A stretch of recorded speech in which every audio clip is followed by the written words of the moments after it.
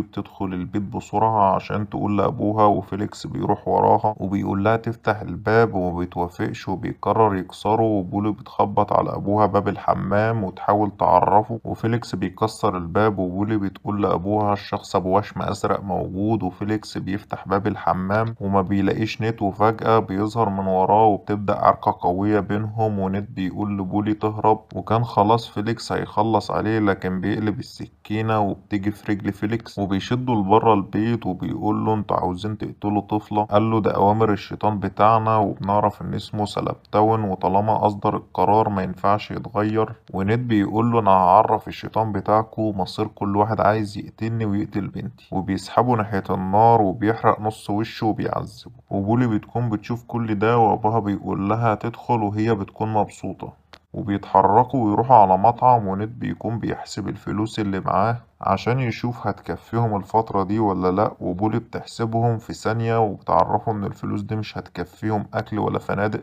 ونيد بيكون منبهر بيها وبيشكرها، وبولي بتكون غيرانة على أمها وبتقوله أنت كنت بتحب شارلوت، ونيد بيعرفها إنها كانت هتبقى السبب في موتهم ومش هنعتمد على حد تاني. المهم بيمشوا بالعربية وبيقرروا إن هما يسرقوا محل عشان يجيبوا منه فلوس، ونيد بيعرف بولي تسيب العربية شغالة عشان أول ما يسرق الفلوس ويعرفوا يهربوا بسرعة. المهم بيستنوا راجل في المحل يمشي عشان يكون موجود واحدة ست بس اللي في المحل، وبولي بتكون خايفة على أبوها وهو بيعرفها هيخلص بسرعة ويجي.